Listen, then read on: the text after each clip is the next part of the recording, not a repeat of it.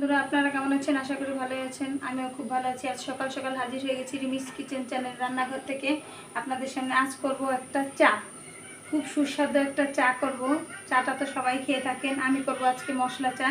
এখানে আছে চিনি, এখানে আমি নিয়ে নিয়েছি কিছু তেজপাতা টুকরো করে, এখানে আছে লবঙ্গ, এটা দারচিনি, এখানে আছে একটা এলাচ, এখানে আছে চা। এগুলো দিয়ে আমি করব। আমি গ্যাসে 1.5 কাপ মতো দুধ বসিয়ে দিয়েছি। দুধের সঙ্গে আমি 1/2 কাপ মতো জল দিয়ে দিব, দিয়ে সুন্দর করে জলটা আগে ফুটিয়ে নেব। দুধ আর জল একসঙ্গে ফুটিয়ে নেব। আমার দুধটা সুন্দর ফুটে গেছে। আমি বেশ কিছুক্ষণ দুধ আর সামান্য পরিমাণে জল দিয়ে ফুটিয়ে নিয়েছি। এবার আমি দিয়ে দেব পরিমাণ মতো চিনি, যে যেমন মিষ্টি খাবেন। আমি একটু বেশি মিষ্টি খাই, 2 চামচ মতো দিয়ে দিলাম। তারপরে দিয়ে দিলাম এই মশলাগুলো, এগুলো দিয়ে আবার একটু বেশ ফুটিয়ে নেব।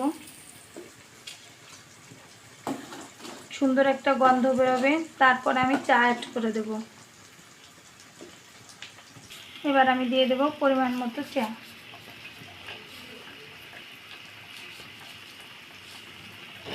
এতে একটু চা বেশি লাগে। চা দিয়ে বেশ সুন্দর ফুটে আসলে আমি নামিয়ে নেব।